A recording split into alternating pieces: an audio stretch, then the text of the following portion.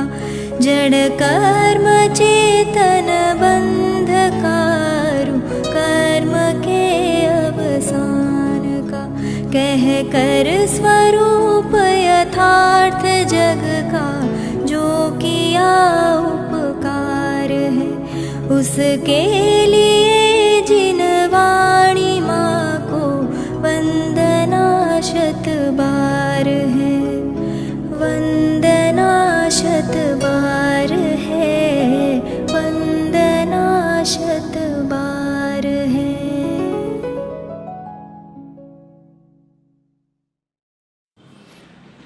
ओम नमः सदेभ्यः ओम नमः सदेभ्यः ओम नमः सदेभ्यः। नियमसार ग्रंथाधिराज पूज्य परम श्रद्धेय आचार्य कुंदकुंदेव कलिकाल सर्वज्ञ पंच परमाणुओं સૌથી વધુ ભાવસભર સાધનાના જ જેમાં મૂળ સૂર જોવા મળે છે, કોઈ સૈદ્ધાંતિક, કોઈ દાર્શનિક, કોઈ વસ્તુ વ્યવસ્થા પદાર્થ બંધારણની અપેક્ષાએ કોઈ વાત ન કરતા શુદ્ધોપયોગી મુનિ ભગવંતોની અંતરંગ સાધનાના મોજાઓ, લહેરો, ચારિત્રના વિશિષ્ટ તરંગો જે ઉછળતા હોય એને જ સમજાવવા માટે આ નિયમસાર ગ્રંથરાજ છે. ઘણી બધી ચર્ચા શરૂઆતના 1-2 સ્વાધ્યાયમાં ખાસ કરવા જેવી છે. અગત્યની ચર્ચા આપણે કરશું. આજે પૂજ્ય ગુરુદેવશ્રીનો પ્રથમ પ્રવચન, પહેલું પ્રવચન આમાં આપણે સાંભળ્યું. શરૂઆતના 4 કળશો ઉપર, 4 કળશો ઉપર હજી ગાથા નથી ચાલુ થઈ, હજી ગ્રંથે નથી ચાલુ થયું, એમ સમજો ને. ટીકાકારે લખેલા 4 કળશો, હજી 3 કળશ બાકી છે. કુલ કેટલા થયા? 7. 7 કળશો પછી તો પહેલી ગાથા આવશે, મંગલાચરણવાળી. નમિવૂણ જીણમ વીરમ, પહેલી ગાથા આવશે. ઘણી બધી બાબતો છે નિયમસાર ગ્રંથરાજ ઉપર. સૌથી પહેલાં એક બહુ આનંદદાયી મારી પરિકલ્પનાની વાત કરું. આજે મને શાળાના સાંસ્કૃતિક કાર્યક્રમ વખતે વિચાર આવ્યા, વારંવાર વિચાર આવ્યા. નિયમસાર ગ્રંથરાજના 200થી વધારે જે પ્રવચનો અત્રે આપણે સાંભળશું. કેટલા મહિના થયા? 7 મહિના. 7 મહિનાથી વધારે જે 7 મહિના સુધી આ વ્યાખ્યાનો ચાલશે. ડિસેમ્બર પૂરું થવામાં જ છે, એટલે જાન્યુઆરીથી જુલાઈ ઓગસ્ટ સુધી આ પ્રવચનો થશે. એટલે પરવાધિરાજ દશલક્ષણ પરો પહેલાં આ જ વિષય જુલાઈ અષ્ટાનિકા સુધી તો ચાલશે જ. એટલે આજે વિચાર બહુ તીવ્રતાથી અંદરમાંથી આવ્યા કે નિયમસાર ગ્રંથ ઉપર સરસ તત્વચર્ચા, પ્રશ્નોત્તરી અને જેને કહે ને કે થોડોક બૌદ્ધિક વ્યાયામ થાય, અભ્યાસોને ખોરાક મળે, ભક્તિપરક, ચર્ચાપરક, સ્વાધ્યાયપરક એક સરસ મજાનો ક્વિઝ ટાઈપનો સરસ કંઈક તૈયાર કરશું. થશે એ ભવિતવ્યના ગર્ભમાં, પણ વિચાર આજે ચોક્કસ મને આવ્યા છે. તો જુઓ, 4 કળશ ઉપર ગુરુદેવશ્રી આજે સ્વાધ્યાય કરાવ્યા. 3 કળશ હજી બાકી. પહેલી ગાથા તો હજી આવશે ત્યારે આવશે. બાકી પ્રસ્તાવનાને આધારે આપણે થોડુંક વાંચન કરશું આપણે. અને જેમ સમયસાર ઉપરના જે પ્રવચનો છે ગુરુદેવશ્રીના, સૌથી પહેલાં પ્રવચન રત્નાકરના નામે છપાણા 18મી વારના પ્રવચનો 11 ભાગમાં પ્રવચન રત્નાકરના નામે. સમયસાર સિદ્ધિ 19મી વારના પ્રવચનોના સંકલનો છે. એવી જ રીતે 15મી વારના સમયસાર વૈભવના નામે છે. ખ્યાલમાં આવ્યું? અને પ્રવચન રત્નાકર જે 18મી વારના છપાણા હતા એ સંકલિત કલેક્શન કરીને એડિટિંગ કરીને સંપાદિત પ્રવચનો હતા. ઈને એ પ્રવચનો જે 11 ભાગમાં છપાયેલા હતા, ઈને એ પ્રવચનો ભાગવત શાસ્ત્રના નામે 21 ભાગમાં, કેટલા 21 ભાગમાં, વિચાર કરો, શબ્દશઃ વર્ડિંગ્સ ટુ વર્ડિંગ્સ બધા પ્રવચનો. એવી જ રીતે 13મી વારના ગુરુદેવશ્રીના પ્રવચનો છે. સમય પ્રવાહના નામે પણ ગ્રંથો છપાયેલા છે. ટૂંકમાં સમયસાર ઉપર તો એટલું બધું છે. તમે આચાર્યોના મૂળિયા પકડવું હોય તો મૂળિયા પકડો, આવડત હોય તો, ભાષા પ્રાકૃત આવડતી હોય તો સિદ્ધિ સમયસાર વાંચો, સંસ્કૃત ટીકા સમજાતી હોય તો આત્મખ્યાતિ વાંચો. ખ્યાલમાં આવ્યો ને? તો હિન્દી કવિતા માત્રથી જો સમાધાન થતું હોય તો નાટક સમયસાર વાંચો. કળશોની વ્યાખ્યા સમજીને સમયસારનો રસપાન કરવો હોય તો કળશ ટીકા વાંચો. કાંઈ નહીં, સીધે સપાટ પ્રવચનો આનંદદાયી સાંભળવા હોય તો ગુરુદેવશ્રીના વ્યાખ્યાનો વાંચો. અને કાંઈ વાંચવાનું મન ન હોય તો 4 ગતિમાં ભમો. છેવટે એ તો છે જ ને. એટલે ભાતું બધું જ છે આપણી પાસે. વાંચવા માટે ઓછું નથી, સાંભળવા માટે ઓછું નથી, વિચારવા માટે ઓછું નથી. ખ્યાલમાં આવ્યું? હવે આપણે શરૂ કરીએ. પ્રસ્તાવનાને આધારે થોડીક મૂળ વિષય વસ્તુ વાંચીએ એટલે આખો ઓવરઓલ તમને વ્યૂ મળી જાય કે આ સંકલનો જે આપણે વાંચવાના કેટલા ભાગમાં છે, કુલ કેટલા પ્રવચનો છે, નિયમ સારમાં કુલ કેટલા અધિકારો છે, કુલ કેટલી ગાથાઓ છે, બધી જ તમને. અને મારો અહોભાગ્ય, મને આજે આ કહેતા બહુ ગર્વ થાય છે. ગર્વ એટલે ઓલો ગર્વ નહીં, ઓમ આત્મગૌરવ મને ફીલ થાય છે. કિરીટભાઈ, આના પહેલા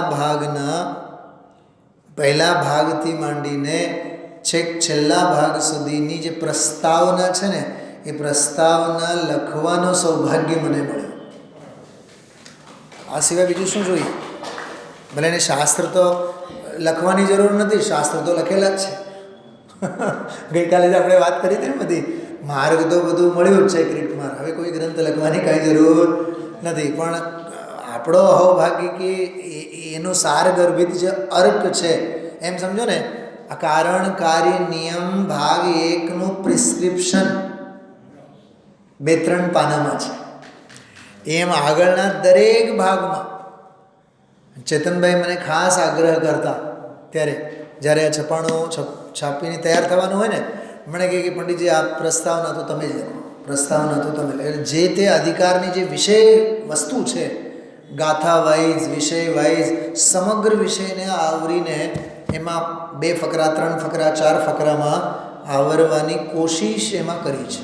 અને મેં બહુ માણ્યું છે આ વ્યાખ્યાનોને અને મૂળ ગ્રંથને. અને સૌભાગ્યની વાત, આ પહેલાં તો આપણે આદ્યોપાંત કારણકારી નિયમ અહીંયા તો સ્વાધ્યાયમાં આપણે લીધેલા જ. આ કાંઈ પહેલી વખત નથી. હા, મૂળ નિયમસાર ગ્રંથ હતું ત્યારે પણ લેતા હતા, એના આધારે આપણે સ્વાધ્યાયમાં લીધેલા છે. આપણો તો દૈનિક સ્વાધ્યાયમાં પણ નિયમસારનો ગ્રંથ અહીંયા પૂરો કરેલો છે. નિયમસાર ગ્રંથ પૂરો કર્યો છે. અને 2-3 વર્ષ તો કેવળ 311 બધા કળશો ઉપર સ્વાધ્યાય લીધેલો છે. કળશો ઉપરનો સ્વાધ્યાય પણ અહીંયા આપણે પૂરો કરેલો છે. એટલે સમજો ને, અહીંયા 26-27 વર્ષના ગાળામાં કમસે કમ 8થી 10 વર્ષ તો નિયમસાર ઉપરના જ સ્વાધ્યાયો આપણા થયેલા છે. ગુરુદેવશ્રીના વ્યાખ્યાનમાં આપણે સાંભળ્યા. આ ગ્રંથ છપાણા બાદ પહેલી વખત જ્યારે છપાણા ને, તરત જ હજી 5મો ભાગ પ્રેસમાં હોય તો 4થો ભાગ અહીંયા લાઈવ પ્રવચનમાં થતા હોય, અને 5મો ભાગ બીજે દિવસે છપાઈને આવે, અને પહેલા દિવસે આપણે 4થો ભાગ પૂરો થયો હોય, અને 5મો ભાગ ફ્રેશ બિલકુલ પ્રેસમાંથી તૈયાર થઈને, જેમ ભૂપતભાઈ દાખલાની ભાષામાં બોલો, જેમ ક્રૂર સિંહની પણ પાત્રતા ફળી તો વિદેહ ક્ષેત્રમાંથી પણ એક નહીં બબ્બે મુનિરાજો સમજાવવા માટે આવ્યા. એમ આપણને સીધા પ્રેસમાંથી આપણને આ કારણકારી નિયમો ગ્રંથો આપણા હાથમાં આવીને ફળ્યા મળ્યા ભળ્યા. આવા દિવસો પણ આપણે આનંદના જોયા છીએ.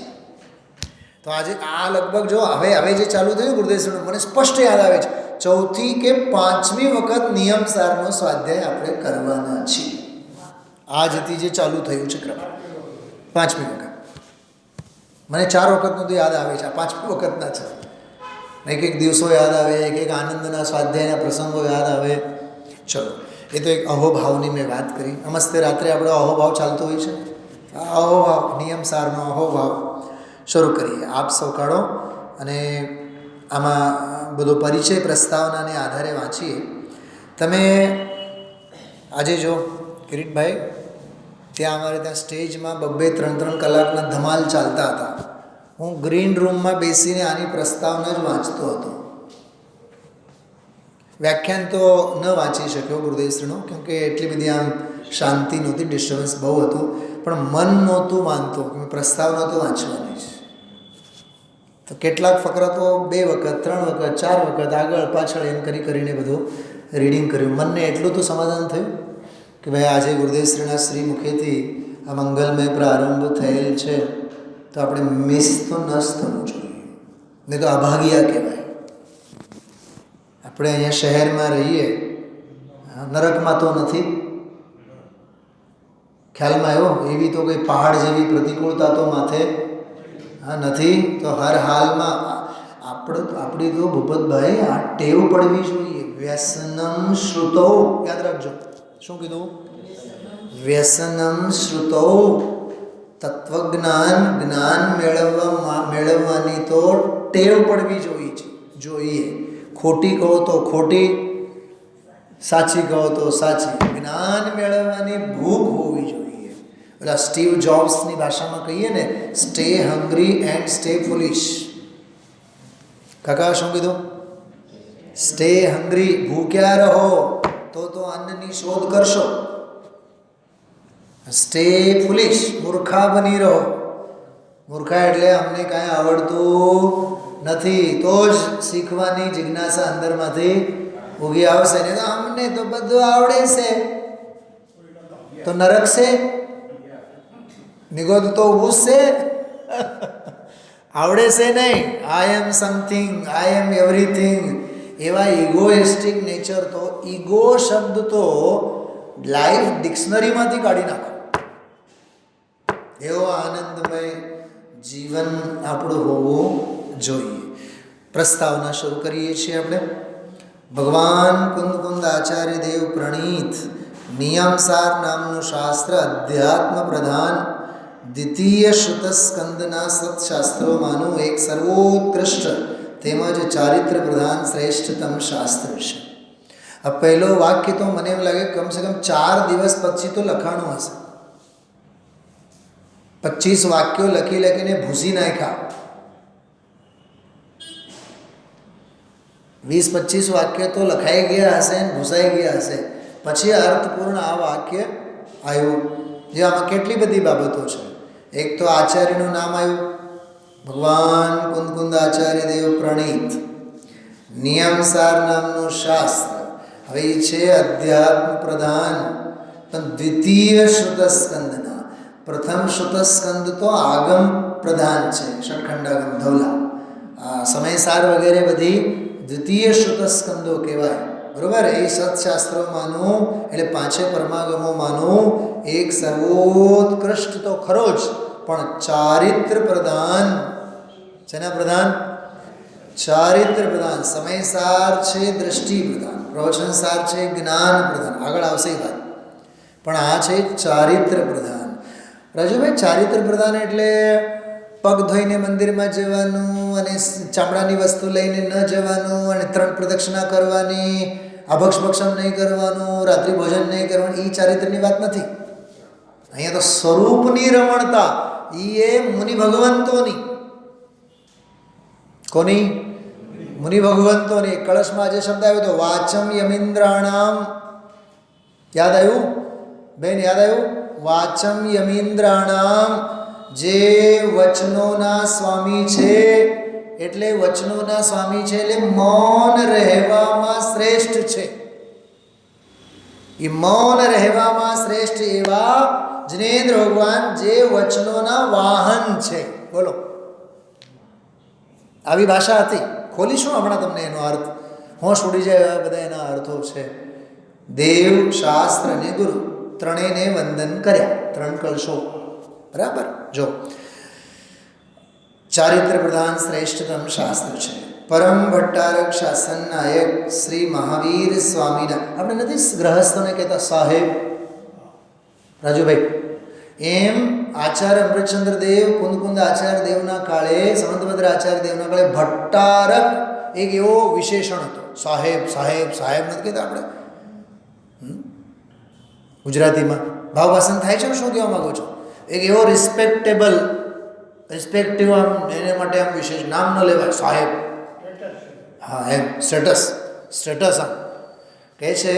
પરમ ભટ્ટારક શાસન નાયક શ્રી મહાવીર સ્વામીના નિર્વાણ પછી અન્ય કેવળી તથા શુદ્ધ કેવળી કથિત આગમ અને અધ્યાત્મ વિદ્યાનું સંકલન. વાહ! કઈ વિદ્યાનું સંકલન? જીતુભાઈ, તમારી ચાઇનાની પાપની વિદ્યા એની ઘરે રહી. અમે જે રોજી રોટી માટે મજૂરી કરીએ છીએ, નોકરી, એ પાપની વિદ્યા એની જગ્યાએ રહી. લૌકિક વિદ્યાની વાત નથી અહીંયા કહેતા. અહીંયા લોક વ્યવહારની, પૈસા મેળવવાની વિદ્યા, ઘર ચલાવવાની વિદ્યા, ડૉક્ટરી કરવાની વિદ્યા, વકાલત કરીને કાળાને ધોળા, ધોળાને કાળા કરવાની વિદ્યા, એની વાત નથી. જમીન મકાનો બનાવવાની, વેચવાની, ખરીદવાની, ઇસ્ટેટ શું કહેવાય એસ્ટેબ્લિશ કરવાની, પ્રોપર્ટી ડીલ કરવાની, એ વિદ્યાની વાત નથી. દેહ ઠેકાને રહે એના માટે ડૉક્ટરો જે પ્રિસ્ક્રિપ્શન લખી આપતા હોય એ વિદ્યા નહીં. દેહ જ ન રહે એવી વિદ્યા, એનું નામ અધ્યાત્મ વિદ્યા. શું સમજાય છે? દેહ જ ન રહે. અધ્યાત્મ વિદ્યાનું સંકલન 4 અનુયોગના અસંખ્ય શાસ્ત્રોમાં, એક નહીં, બે નહીં, અસંખ્ય શાસ્ત્રોમાં અનેક આચાર્ય મુનિ ભગવંતો વડે સંપન્ન થયું.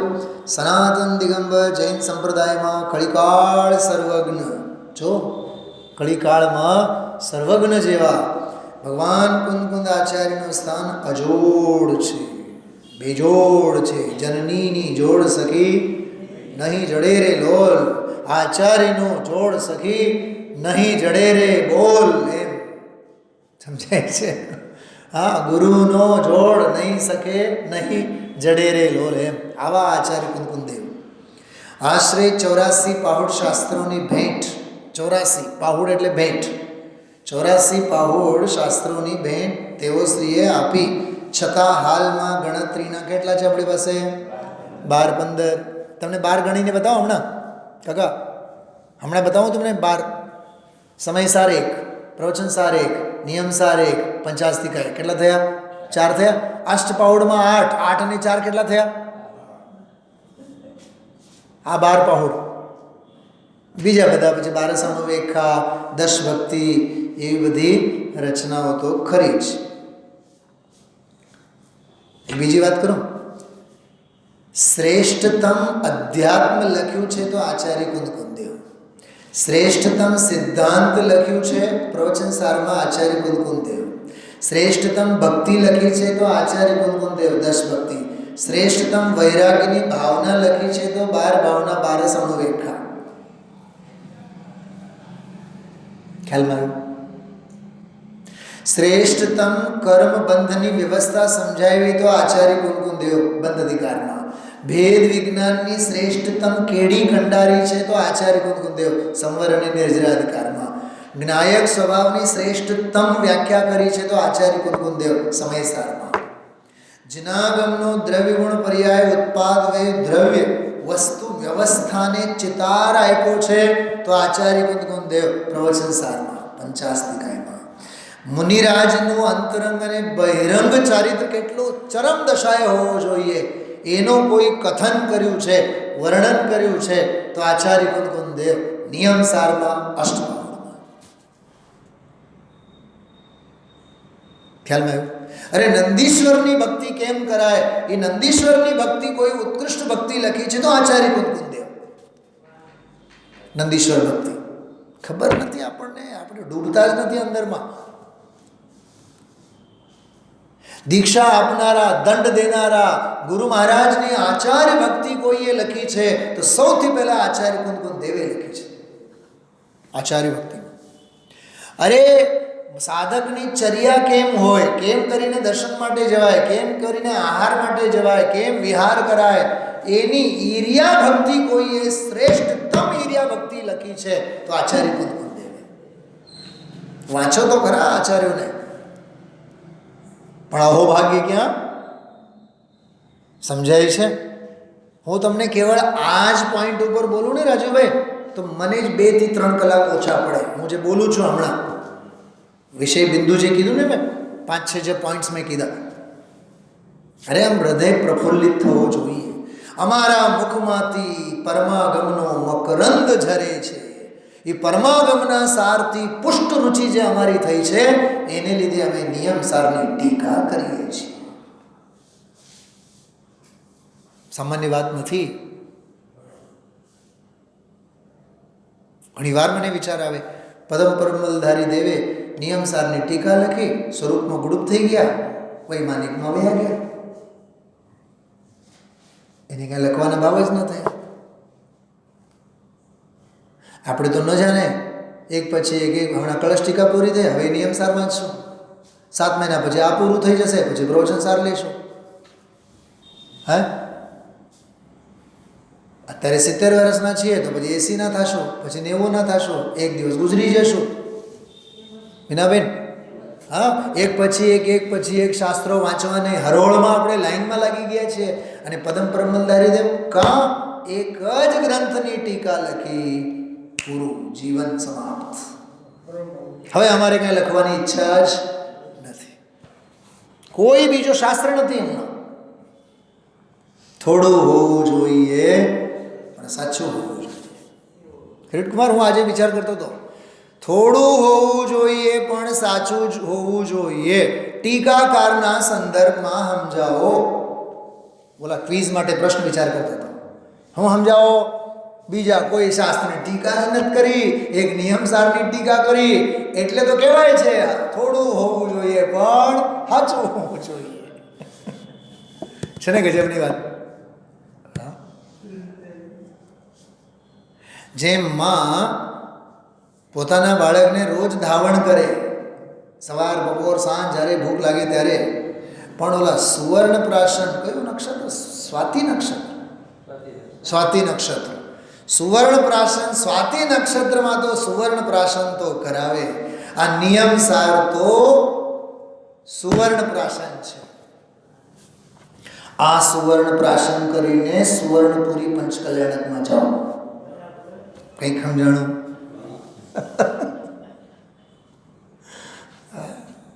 ગજબ ગજબ છે. ઉછળી જવાય એવો છે. આ બધું બહુ રસ વસ્તુ છે જીતુભાઈ, બહુ રસ વસ્તુ છે. આનંદ એક વ્યાખ્યાન છોડતા નહીં, એક વ્યાખ્યાન મૂકતા નહીં. અને મમ્મી હારે બેસીને સાંભળતા જાઓ. જો 84 પાઉડ શાસ્ત્રોની ભેટ તેઓ શ્રીએ આપી, છતાં હાલમાં ગણતરીના 12-15 જ ઉપલબ્ધ થઈ શક્યા છે. તેમાંના સમયસાર, પ્રવચનસાર, નિયમસાર, 3 મુખ્ય. જેવા ઉત્તમ પરમાગમોમાં જો સાંભળજો, હજારો શાસ્ત્રોનો સાર સમાઈ જાય છે. કેટલા?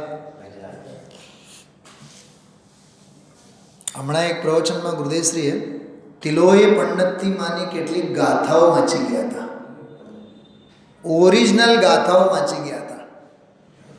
સમયસારમાં છે, નિયમસારમાં છે, પ્રવચનસારમાં છે. બોલો કેટલું દોહન આમાંથી બીજામાં અને બીજામાંથી આમાં. આ આચાર્યોનું જે ચિંતનનું આદાન પ્રદાન છે ને, એમ ગ્રહસ્થોના જીવનમાં લોટ અને દાળ અને ખાંડ અને તેલનું હોય છે ને. સમજ્યા? હાલો ભાઈ, આજે તેલ પૂરું થઈ ગયું છે, તેલ લાવ એક વાટકી ભરીને. પાડોશમાંથી લોટ લઈને આવે.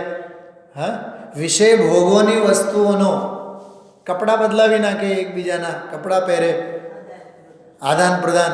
આચાર્યો એકબીજાના તત્વચિંતનના ભાતો સીધું પોતાના શાસ્ત્રમાં વાપરી લે, વાપરી જાણે. આધાર સ્વરૂપે આચાર્ય આમ કીધું છે. ઇતિલોય પંડિતીમાં હજારો શાસ્ત્રોનો સાર આમાં સમાય છે. એટલે એક નિયમસાર ગ્રંથ વાંચતા હોય તો એમ ફીલ કરવાનો અમે હજારો શાસ્ત્ર વાંચીએ છીએ, એવું નહીં ફીલ કરવાનો અમે એક શાસ્ત્ર વાંચીએ છીએ. ખ્યાલમાં આવે છે? એટલે કેટલી મોટી નિધિ. અને અચ્છા, બીજી વાત, આ તો મૂળ નિયમસારની વાત થઈ ભૂપતભાઈ. મૂળ નિયમસાર અને એની ટીકા જે પદ્મબ્રહ્મલધારી દેવ, એટલે એ બંને આચાર્ય અને મુનિ, તો મુનિરાજ છે, એ બંનેની ઓરિજિનલ રચનામાં જે આગમોના પ્રમાણો આવશે એ આવશે, ઠીક. પણ ગુરુદેવશ્રીના જ્યારે વ્યાખ્યાનો થાય તો દરેક પ્રવચનમાં બીજા 10-20 ગ્રંથોના ઉદાહરણો આવે ને. તો નિયમસારના સ્વાધ્યાયના બહાને આપણને રોજ 15-20 ગ્રંથોનો સ્પર્શ થાય. કાનના પડદા ધન્ય બની જાય. ક્યાં જોવા મળે? ક્યાં નવરા છીએ? ક્યાં સમય છે? ક્યાં ઉપયોગ છે એટલો? અને ક્યાં એટલા ભાવ છે? નથી ભાવ, નથી ઉપયોગ, નથી સમય, નથી સગવડતા, નથી સુવિધા. એટલા બધા રેફરન્સો, એટલા બધા કોટેશન્સ, એટલા બધા સંદર્ભો. સમજાય છે? બહુ અદ્ભુત વાતો છે, બહુ અદ્ભુત વાતો છે. એક પુસ્તક આપણને કેટલું બધું આપી શકે.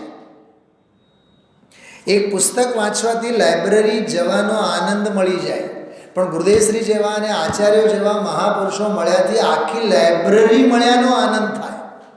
શું કીધું? ખ્યાલમાં આવે? એક મહાપુરુષ, અરે આ સત્સંગનું મળવું એ આખું એક લાઇબ્રેરી જેવું કામ છે. પુસ્તકાલય મગજમાં આવી જાય, એનો મહિમા અંદરમાંથી આવવો જોઈએ. જ્ઞાનનો મહિમા વગર તો બધું શક્ય નથી. સમયસાર, પ્રવચનસાર, નિયમસાર જેવા ઉત્તમ પરમાગમોમાં હજારો શાસ્ત્રોનો સાર સમાય જાય છે. જેમ સમયસારમાં, જો હવે ત્રણેયની વાત કરીએ, જેમ સમયસારમાં શુદ્ધ નહીંથી 9 તત્વોનું નિરૂપણ કર્યું, શુદ્ધ નહીંથી 9 તત્વોનું નિરૂપણ કર્યું, તેમ નિયમસારમાં શુદ્ધ નહીંથી જ જીવ અજીવ, શુદ્ધ ભાવ, પ્રતિક્રમણ વગેરે વિષયોનું વર્ણન છે. શુદ્ધ ભાવથી જ છે, શુદ્ધ નહીંથી જ છે. વર્તમાનમાં ઉપલબ્ધ ભગવાન શ્રી કુંકુંદ આચાર્ય દેવના ઉત્કૃષ્ટ પરમાગમોમાં અપ્રતિબુદ્ધને સમજાવવા અર્થે રચાયેલા સર્વોત્કૃષ્ટ શ્રી સમયસારજીમાં, એમાં આવે છે ને અપ્રતિબુદ્ધને માટે, અજ્ઞાની માટે. અપ્રતિબુદ્ધ એટલે અજ્ઞાની, જેને આત્માનું જ્ઞાન નથી એવાને માટે. તો દૃષ્ટિ પ્રધાન કથનથી શુદ્ધાત્માનું સ્વરૂપ સમજો. ખબર એનો અર્થ શું છે? દૃષ્ટિ પ્રધાન એટલે શું? તને ગમે તેમ કરીને તું આત્મા છે એટલો વિશ્વાસ આવે. શું સમજાણું? હું એક વાત કરું, હજી થોડુંક રિવર્સમાં વાત કરું ભૂપતભાઈ. નિયમસારના પ્રવચન આજથી ચાલુ થયા. મને ગઈકાલ રાત્રે સ્વાધ્યાય પછી શું વિચાર આવતા હતા ખબર? હું આજે જો અહીંયા હોત ને સવારે સ્વાધ્યાયમાં, કે કાલે પણ હોત, તો હજી હું 8 દિવસ ઉપાય અને ઉપેય તત્વ ઉપર એક સ્પેશિયલ સ્વાધ્યાય લેવા માગતો હતો. સાંભળો, કયો? જે ગુરુદેવશ્રીએ સમજાવ્યા છે એ નહીં, મારે જનરલ એવી ચર્ચા કરવાનું મન હતું. ઉપાય ઉપે, સાધન સાધ્ય, મોક્ષ માર્ગ, મોક્ષ, શબ્દોની લડાઈ તો કરી આપણે. હવે એ ઉપાય માટે ઉપાય શું કરીએ છીએ? શું સમજાણું? આ સાધવાદ, આ અનેકાંત, આ ઉપાય તત્વ, આ મોક્ષ માર્ગ, શબ્દોની રામાયણ તો થઈ ગઈ. હવે જીવનમાં ઉપાય કેટલા અપનાવ્યા? કઈ રીતે આપણે આપણા જીવનમાં સમજાય છે? વિષય ભોગો ઓછા થયા, થોડુંક પ્રમાદ છૂટ્યો, સત્સંગમાં ઓર મજા આવે છે. એ પ્રાથમિક ઉપાય છે. બધાય પ્રથમોપચાર, ફર્સ્ટ એડ. તો એ ત્યાંથી તો શરૂ થવું છે. Charity begins from home. ખ્યાલમાં આવ્યું? એમ આ સિદ્ધાંતોને જીવી જવાનું. ચલો જો, તો દ્રષ્ટિ પ્રધાન કથનથી શુદ્ધાત્માનું સ્વરૂપ. દ્રષ્ટિ પ્રધાન એટલે શું? અબોધમાં અબોધ જીવને પણ એટલો વિશ્વાસ આવી જાય કે ભગવાન છે. ભૂપતભાઈ, એનું નામ દ્રષ્ટિ પ્રધાન. દ્રષ્ટિ પ્રધાન એટલે કોઈ બહુ ભારે ભરકમ નહીં. હા, સામેવાળો ગમે તેટલો બુદ્ધિ વગરનો હોય ને તો એને એટલો તો વિશ્વાસ આવી જાય કે ભાઈ આપણા કલ્યાણની વાત આમાં ચાલે, હું પણ ભગવાન આત્મા છું. બસ વાત પૂરી. સમયસારનું પ્રયોજન એટલું જ છે. હા પડાવે બસ, તું જડ નથી, તું જીવ છે. વાત પૂરી. દ્રષ્ટિ પ્રધાન. શું સમજાય છે? છે ને ગજબની વાત. એનું નામ દ્રષ્ટિ પ્રધાન. દિવ્ય ધ્વનિના સાર, પ્રવચન સાર. દિવ્ય ધ્વનિના સાર શ્રી પ્રવચન સારજીમાં જ્ઞાન પ્રધાન કથનથી તેજ સ્વરૂપ વર્ણવ્યું છે. સમય સારમાં દ્રષ્ટિ પ્રધાન, પ્રવચન સારમાં જ્ઞાન પ્રધાન. દ્રવ્ય ગુણ પર્યાય ઉત્પાદ દેહ દ્રવ્ય બધું આવે ને. અને શ્રી નિયમ સારજીમાં ચારિત્ર્યની મુખ્યતાથી તેજ સ્વરૂપનું વર્ણન છે. સમય સારમાં સમ્યક દર્શન, દૃષ્ટિ પ્રધાન.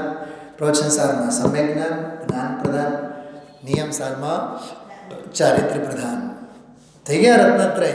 હા, વીતરાગતા પ્રગટ કરવાના પ્રયોજનથી દ્રષ્ટિ જ્ઞાન ચારિત્રના આશ્રયભૂત કોનું? શુદ્ધાત્માનું જ વર્ણન અનેક પ્રકારે કરવામાં. સાંભળજો, એક વાક્ય બોલું છું, સાંભળજો. સમય સારજીમાં દ્રષ્ટિ પ્રધાન જ્ઞાયકનું સ્વરૂપ, પ્રવચન સારજીમાં જ્ઞાન પ્રધાન જ્ઞાયકનું સ્વરૂપ અને ચારિત્ર પ્રધાન જ્ઞાયકનું સ્વરૂપ નિયમ સારમાં છે. તો ત્રણેયમાં આત્મા આત્મા આત્મા આત્માનું જ વર્ણન. ફરીથી બોલું છું, ધ્યાન રાખજો. સમ્યક દર્શનનું વર્ણન નહીં, સમ્યક જ્ઞાનનું વર્ણન નહીં, સમ્યક ચારિત્રનું વર્ણન નહીં. શું સમજાય છે? મોક્ષ માર્ગનું વર્ણન નહીં. કાકા સમજો આ વાતને. મોક્ષ માર્ગનું વર્ણન નહીં. મોક્ષ માર્ગ જેને ભરોસે સધાય, જેને ભરોસે ઊભું થાય, જેને ભરોસે પ્રગટ થાય, એ આત્માનું વર્ણન સમયસાર પ્રવચન સાર નિયમ સાર.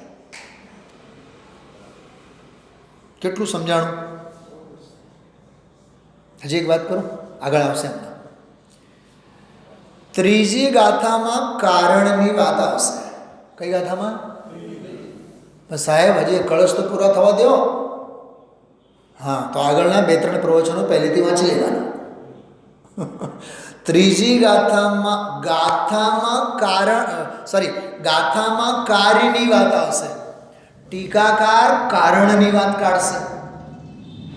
આવું કાર્ય પ્રગટ થયું. What is the reason? તમને છીંક આવે છે આજે, છીંકને જોઈને રોદના નહીં રડો. છીંક શા માટે? સમજાય છે? કારણને ગોતો. એમ કાર્ય આવ્યું ને ત્રીજી ગાથામાં. પદ્મ બ્રહ્મલધારી દેવ કહે છે અમારે કાર્યથી મતલબ નથી, અમે તો કારણની વાત કરશું. કારણ નિયમની વાત આવશે. જે દિવસે આવશે તે દિવસે આપણે આનંદ કરશું. તો આ ગજબની વાત આમાં બધી છુપાયેલી છે.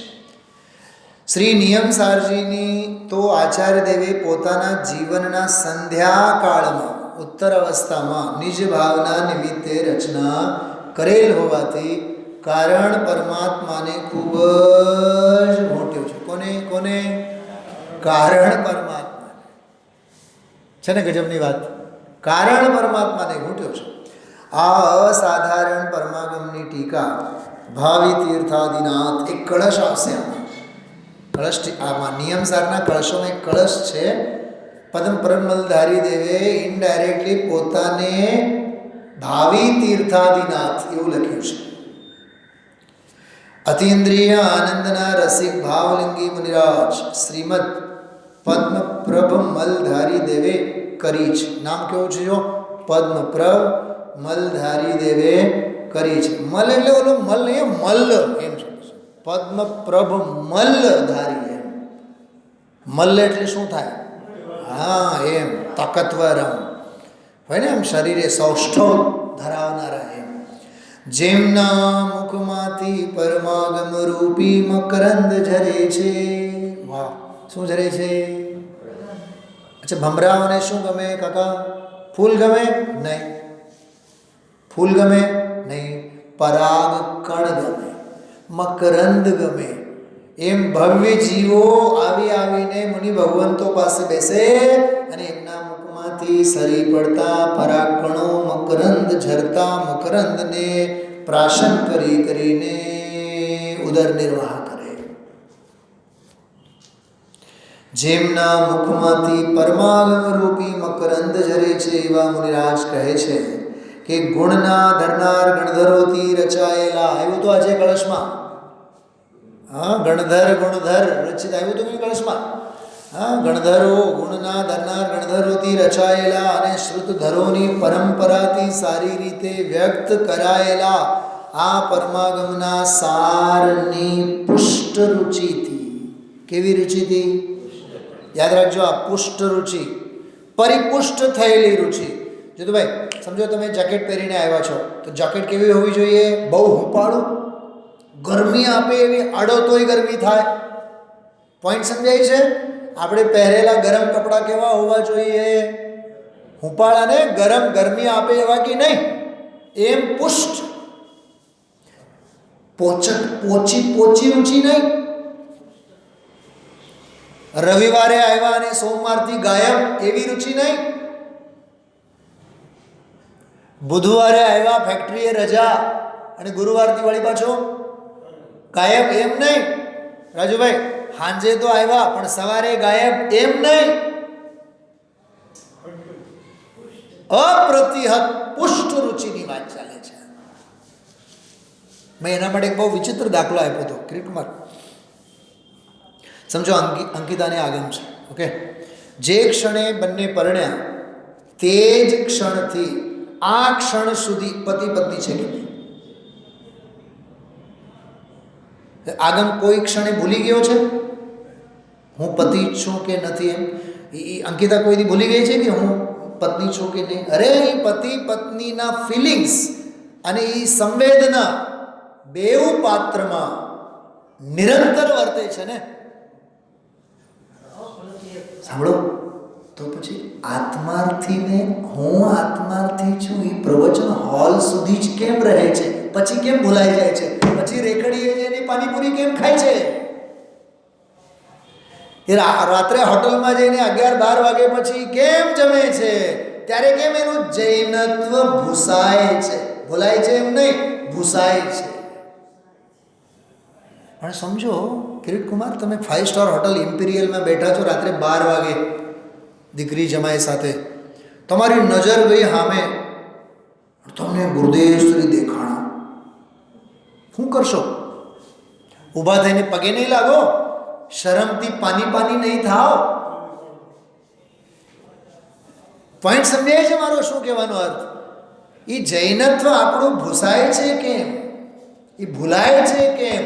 એનો અર્થ, હજી અમારી જૈનત્વના નામને પ્રગટેલી રુચિ કેવી નથી? પુષ્ટ નથી, લોચાવાળી છે. એમ ક્રિયાઓમાં શિથિલતા, રુચિની કમી. પરિણામોમાં શિથિલતા, રુચિની કમી. જીવનમાં અવળ ચંડાઈ, રુચિની કમી. આવા સૌ વાક્યો લખો. ભગવાનના દર્શન કરવામાં પ્રમાદ, રુચિની કમી. ગુરુદેવશ્રીના વ્યાખ્યાનમાં આવવામાં અરુચિ, રુચિની કમી. સ્વાધ્યાયમાં મન નથી લાગતું, લખ, રુચિની કમી. અમે તને ક્યાં કીધું કે બધું તારા મગજમાં આવવું જોઈએ? પણ બેસ તો કરો, સાંભળ તો કરો.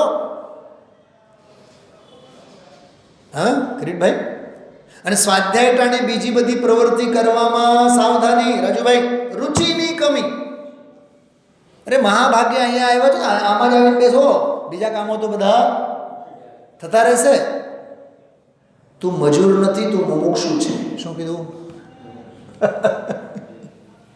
ધનજીભાઈ શું કીધું મેં?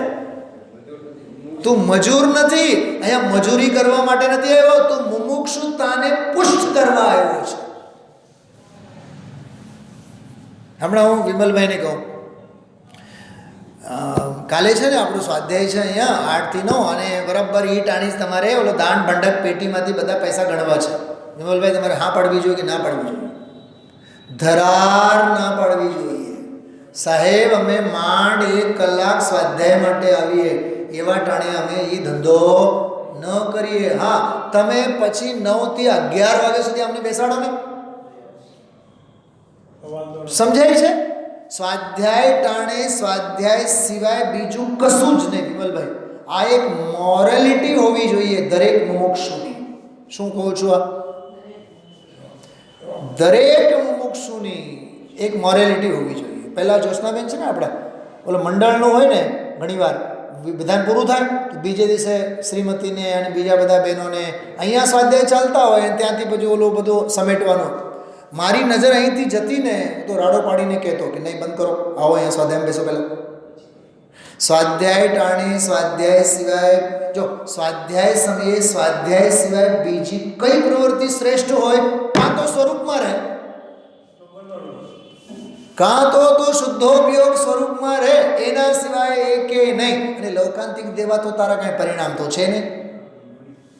એટલા બધા વૈરાગ્યના કે ભગવાનની વાણી પણ સાંભળવા માટે આવાના ભાવ નહીં થાય. બીજી બધી તો મજૂરીમાં જ છે કે નહીં પડેલો, નહીં બીજી મજૂરી નહીં, પહેલાં આ કરવાનું. વિમલભાઈ સમજાય છે? આ બિલકુલ એબીસીડી છે જૈન દર્શનની, તત્વની. અને પોતાના તત્વની પુષ્ટ રુચિ કરવાની પહેલી પાઠશાળા છે. પોઈન્ટ સમજાણું મેં શું કીધું? પુષ્ટ રુચિ. અને ગજબની વાત, રુચિને પુષ્ટ કરવાના ટાણે બીજી પ્રવૃત્તિ જ બતાવે છે કે તને રુચિ પુષ્ટ નથી.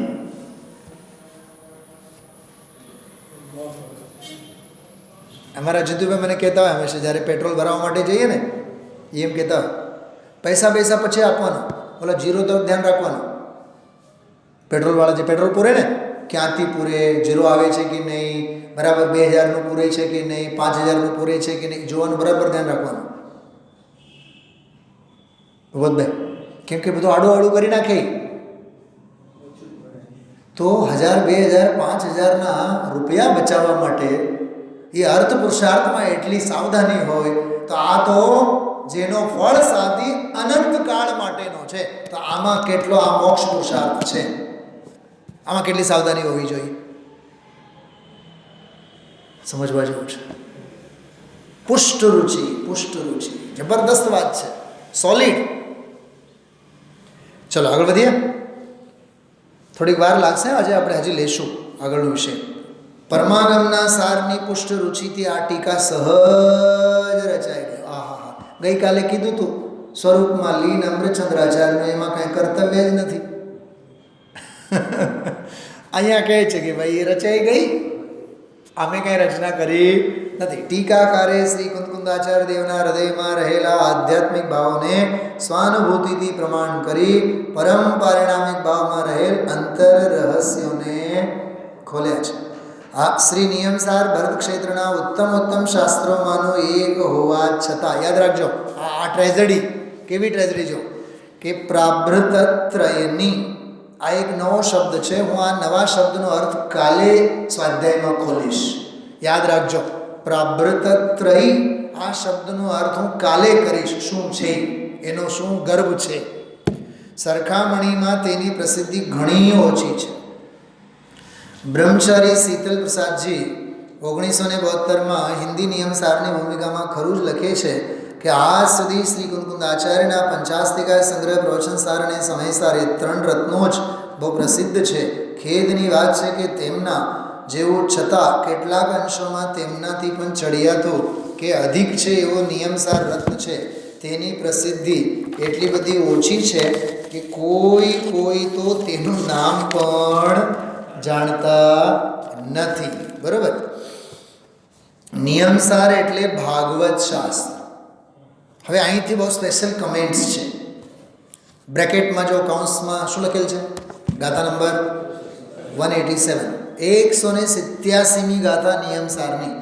એમાં આચાર્ય સ્પષ્ટ લખ્યું છે નિયમસાર તો ભાગવત શાસ્ત્ર છે.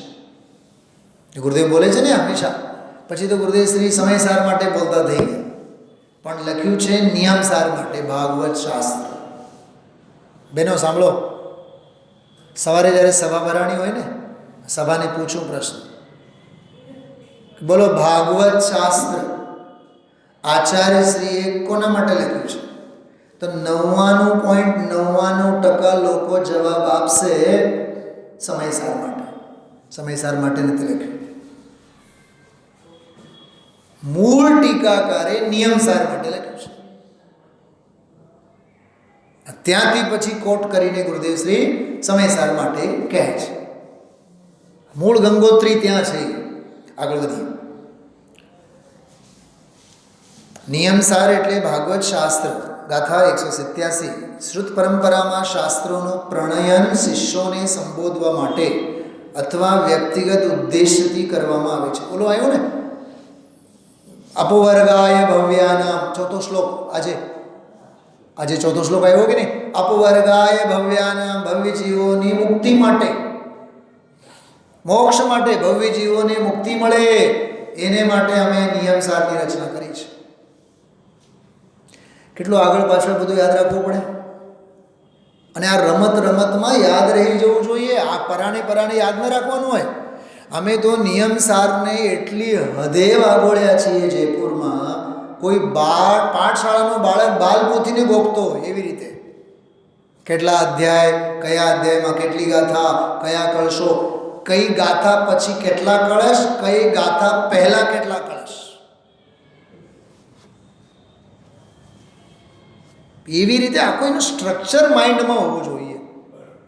ભૂપતભાઈ, તમારું જે ફ્લેટ છે, પહેલા માળ બીજો માળ જે પણ હોય, તમને એમાં કેટલી ઓરડીઓ છે, કઈ ઓરડીમાં કઈ ઘર વખરી છે, હા, બેનને છે રસોડામાં કેટલા ડબ્બા છે, ડ્રાયફ્રૂટ્સના ડબ્બા ક્યાં મૂકેલા છે, ગેસનો બાટલો ક્યાં છે, બધું યાદ હોય કે નહીં? કુકર જૂની કેટલી, પુરાણી કેટલી, નવી કેટલી, તમે વિચાર તો કરો. ઘર વખરી કેટલું યાદ રહે છે. અહીંયા બેઠા આપણે કહીએ ચોખા કેટલા કિલો છે, અરે હાલે તો દાણા આપણે કહી દઈએ, ચોખાના દાણા કેટલા બાકી છે. હા, હજી તો 2 લીંબુ પડ્યા છે, આપણે કાલે લઈ આવશું. તમને અહીંયા ખબર પડી ગઈ 2 લીંબુ? હા, રોજનો અભ્યાસ. એ માનો અભ્યાસ હોવો જોઈએ, વારંવાર એની અવગાહના હોવી જોઈએ.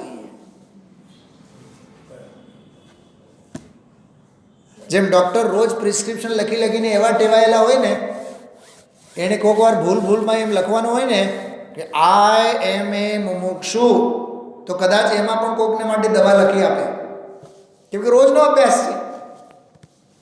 સમજાય છે? હા, સમજવા જેવું છે. અભ્યાસ અભ્યાસ અભ્યાસ. શિષ્યોને સંબોધવા માટે અથવા વ્યક્તિગત ઉદ્દેશથી, વ્યક્તિગત ઉદ્દેશ એટલે નિજ ભાવના માટે, જો આગળ આવશે.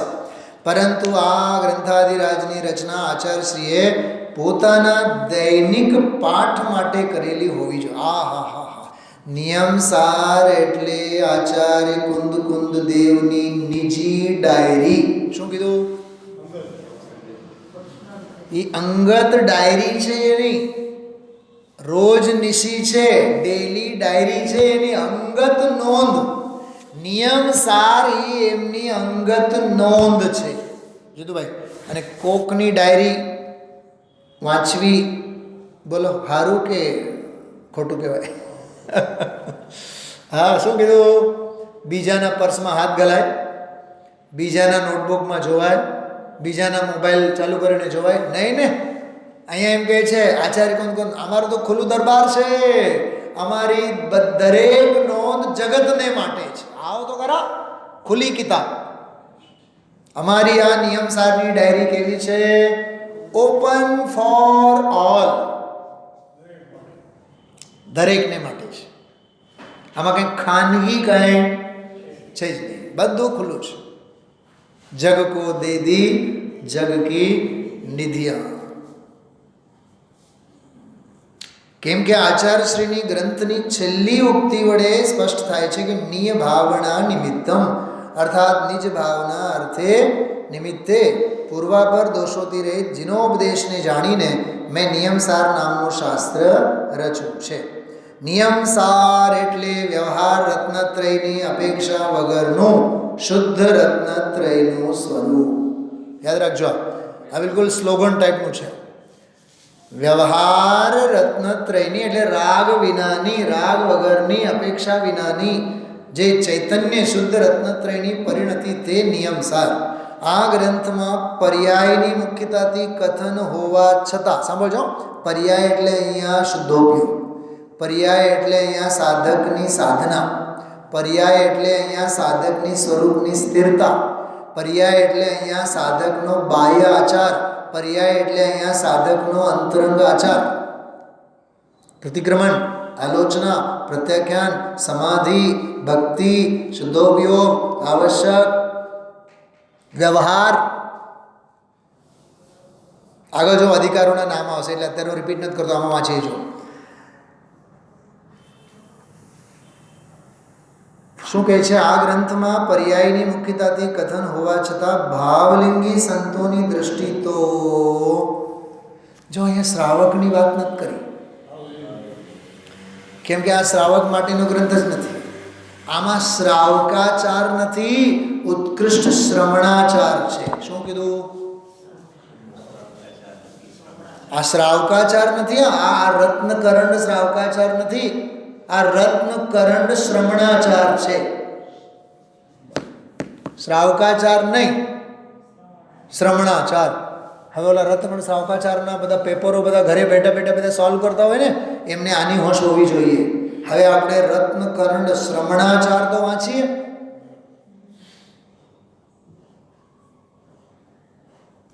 ખ્યાલમાં આવ્યો? આ રત્નકરંડ શ્રવણાચાર છે. ચલો આગળ વાંચીએ. આ ગ્રંથમાં પર્યાયની મુખ્યતાથી કથન હોવા છતાં ભાવલિંગી સંતોની દ્રષ્ટિ તો તેના કારણ પર જ રહ્યા કરે છે. વાહ! ઓલું પ્રગટેલું તો કાર્ય પરમાત્મા દશા છે ને, પણ મુનિરાજની દ્રષ્ટિ ક્યાં હોય છે? કારણ. જોઈએ આ વાત. ભવ્ય જીવોના ભાગ્યોદયથી આ નિયમસાર કૃતિ પર તાત્પર્ય વૃત્તિ નામક સંસ્કૃત ટીકા લખનાર મહાસમર્થ મુનિવર શ્રી પદ્મપ્રમલ હરિદેવ મળ્યા, જેઓ શ્રી વીરનંદી સિદ્ધાંત ચક્રવર્તીના શિષ્ય છે. એ ઓલો કળશ આવ્યો ને, ત્રીજો કળશ, એમાં આ બધું આવ્યું હતું. વીરનંદી સિદ્ધાંત ચક્રવર્તીના શિષ્ય છે અને વિક્રમની 13મી સદીમાં થઈ ગયા. અત્યારે 21મી સદી ચાલે છે. હા, 13મી સદીમાં, એટલે 700-800 વર્ષ પહેલાં થયેલી આ ટીકા છે. આ શાસ્ત્રજીમાં યાદ રાખજો, આ 187 ગાથાઓ છે. એ ગાથાઓમાં પ્રતિપાદિત વિષય વસ્તુને નીચે મુજબના 12 અધિકારોમાં પ્રસ્તુત કરવામાં આવેલ છે. જીવ અધિકાર, અજીવ અધિકાર, શુદ્ધ ભાવ અધિકાર, વ્યવહાર ચારિત્ર અધિકાર, પરમાર્થ પ્રતિક્રમણ અધિકાર, નિશ્ચય પ્રત્યાખ્યાન અધિકાર, પરમ આલોચના અધિકાર, શુદ્ધ નિશ્ચય પ્રાયશ્ચિત અધિકાર, પરમ સમાધિ અધિકાર, પરમ ભક્તિ અધિકાર, નિશ્ચય પરમ આવશ્યક અધિકાર અને છેલ્લે શુદ્ધોપયોગ અધિકાર.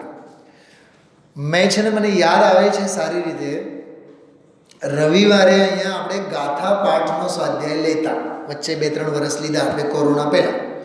ત્યારે નિયમસાર મેં જ્યારે ગાથા પાઠ ચાલુ કર્યું ને, તો રવિવારનો એક આખો 45 થી 50 મિનિટનો સ્વાધ્યાય 12 અધિકારોના નામ ઉપર મેં સ્વાધ્યાય લીધો હતો. આગળ પાછળ સંદર્ભો બધા બહુ અદ્ભુત ચર્ચા આવી હતી. થોડીક એની હું ઝલક તમને બતાવું. પહેલો અધિકાર કયો છે? જીવ. છેલ્લો અધિકાર કયો છે? જો શુદ્ધોપયોગ જે હોય તો જીવ તો હોવો જોઈએ ને. જીવને ભરોસે જ હોય ને શુદ્ધોપયોગ. જીવનો જ ભરોસો ન હોય તો શું શુદ્ધોપયોગ ખાક પ્રગટ થાય? કરવું તો છે તારે શુદ્ધોપયોગ, જીવને સમજવું નથી. પહેલાં જીવને તો સમજ, એટલે આચાર્ય કહે છે પહેલાં જીવને સમજ. અને પછી કીધું અનાદિકાળથી તું જે અજીવના પ્રેમમાં પડેલો છે એને પણ ઓળખ. એ બધા ધુતારાઓની ટોળી છે. જીવ અને અજીવ એટલું ઓળખ્યો ને સુપરભેદ વિજ્ઞાન કર્યો ને, હવે સાંભળ, તે જીવને તો ઓળખ્યો ભૂપતભાઈ, પણ શુદ્ધ ભાવને નથી ઓળખ્યો. શું સમજાય છે? જીવને ઓળખી લીધો, પાઠશાળામાં આવીને જીવના નામ, અજીવના નામ, છ દ્રવ્યના નામ, સાત તત્વના નામ બધું વાંચી લીધો, ભણી લીધો, એટલે કે ભગવાન નથી થવાનો. તારે શુદ્ધ જીવની સાચી ઓળખાણ કરવી પડશે. ત્રીજો અધિકાર શુદ્ધ ભાવ અધિકાર. અચ્છા, શુદ્ધ સ્વભાવ ભાવ તો તને ખ્યાલમાં આવ્યો, પણ શુદ્ધ સ્વભાવ ભાવ જેને સમજાય, અજીવ જેને સમજાય, જીવ જેને સમજાય, એનો વ્યવહાર કેવો હોવો જોઈએ એ ખ્યાલમાં ન હોવો જોઈએ. એના માટે ચોથો અધ્યાય વ્યવહાર ચારિત્ર અધ્યાય. અચ્છા, વ્યવહાર તો બધું તને સમજાય, પરમાર્થને સમજવું જોઈએ. તો પરમાર્થને સમજ, એમાંય પછી પ્રતિક્રમણને સમજ, ભૂતકાળના દોષોને સમજ, પ્રત્યાખ્યાનને સમજ એટલે ભવિષ્યના દોષોને સમજ, પરમ આલોચના અધિકારમાં વર્તમાનના દોષોને સમજ, અને સમગ્ર રૂપે 8મા અધ્યાયમાં પ્રાયશ્ચિત્તને સમજ, સ્વરૂપમાં લીન થા, સમાધિ ધર, સ્વરૂપની ભક્તિ કર, એ જ પરમ આવશ્યક છે. એના વડે શુદ્ધોપયોગ પ્રગટ થશે. આવું છે આ ગજબ. હવે આમ ચલો, હવે પાછળ કાન આમ પકડવાનું. શુદ્ધોપયોગ જોઈએ, હા, તો આવશ્યક તો સમજ. અચ્છા, આવશ્યક સમજાણો, એ ભક્તિ તો કર, ભક્તિ કરી, સમાધિ તો ધર, પ્રાયશ્ચિત તો કર, આલોચના તો કર, પ્રત્યાખ્યાન કર, પ્રતિક્રમણ કર, અરે વ્યવહાર ચારિત્ર અંગીકાર કર, શુદ્ધ ભાવને સમજ, અજીવને સમજ, જીવને સમજ.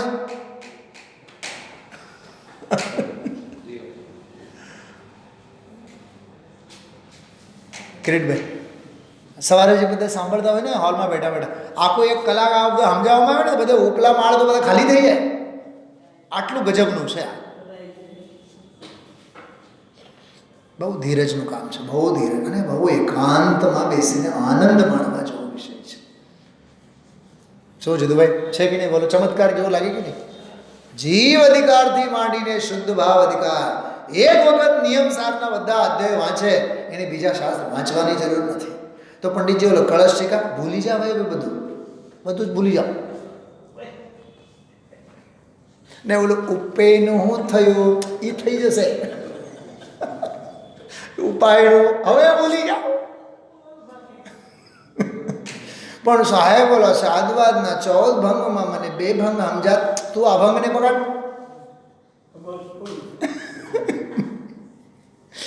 એવું છે અટકવાના રસ્તા. હા, મને ઘણી વાર આમ છેલ્લા 15 દિવસથી, એકાદ મહિનાથી તો મને ક્યાંથી ફોન આવે. કિરીટભાઈ, હમણાં ગઈકાલે એક બેંગ્લોરથી એક બેનનો ફોન આવ્યો. એ પંડિતજી ઓલો રત્નગણ શ્રાવકાચારમાં ઓલો લખીએ છીએ, રત્નગણ શ્રાવકાચારમાં કયો છંદ છે? ફટ દઈને કીધો, હા પંડિતજી છે, એમાં છે. મને કે અનુષ્ટુપ છંદનું નામ લખ્યું છે. મેં કીધું, પથ્થર ખાંડો છો, આ બધું સ્વાધ્યાય કરતા હો તો?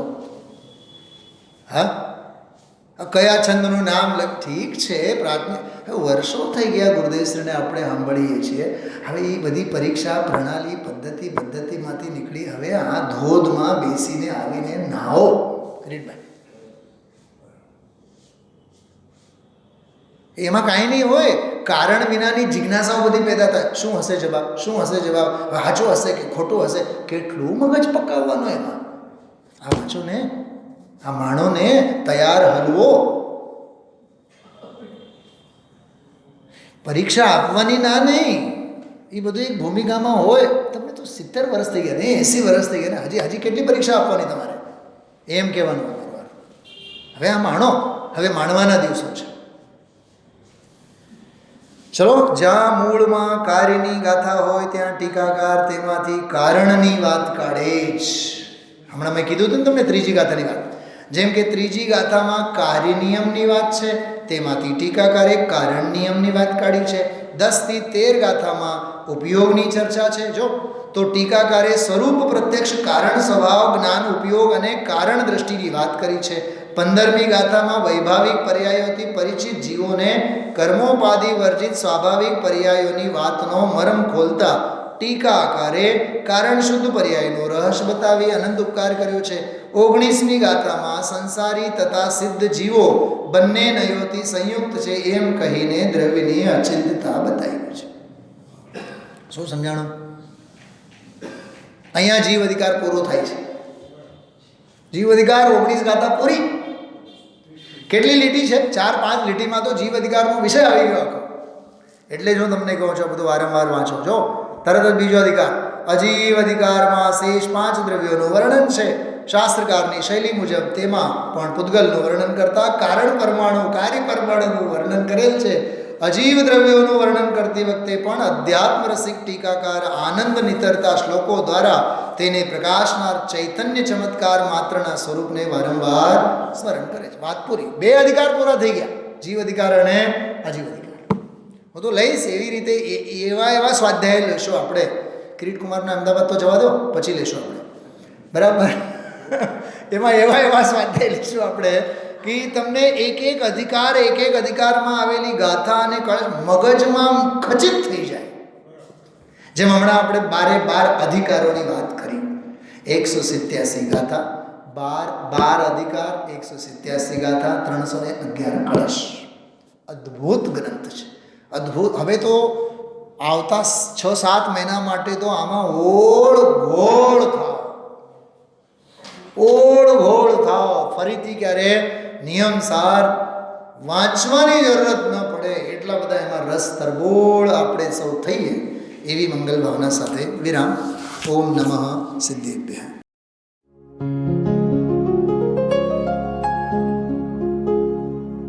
निज निधि निज में बताए यह अनंत उपकार है उसके लिए जिन वाणी माँ को वंदना शत बार है, वंदना शत बार है, वंदना शत बार है.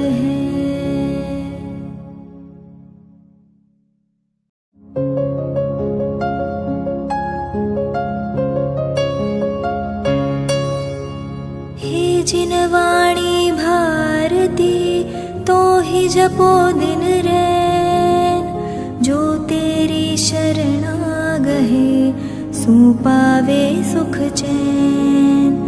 जा वाणी के ज्ञान ते सूझे लोकालोक, सो वाणी मस्तक नवो सदा देत हो ढोक, सदा देत हो